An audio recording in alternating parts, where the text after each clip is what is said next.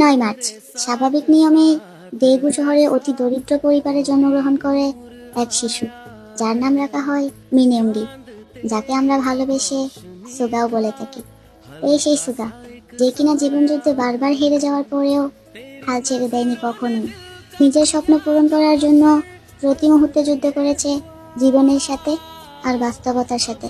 ভাবতেই অবাক লাগে, একটা সময় এই মানুষটাকে স্বপ্ন পূরণ করার জন্য ছাড়তে হয়েছিল পরিবার, বাসের টিকিট কিংবা খাবার, যে কোনো একটা বেছে নিতে হতো তাকে। একটা পর্যায়ে তার এই লড়াই শুধু স্বপ্ন পূরণের লড়াই ছিল না, এটা হয়ে গিয়েছিল বেঁচে থাকারও লড়াই। তার এই কঠোর পরিশ্রমের কারণেই আজ অর্জন করেছেন সাফল্যের উচ্চ স্থান। আজ আমাদের সেই সুগার জন্মদিন। আল্লাহর কাছে দোয়া করি, আল্লাহ যেন আমার বিল্লুটাকে সারা জীবন ভালো রাখে। Happy birthday সুগাজি।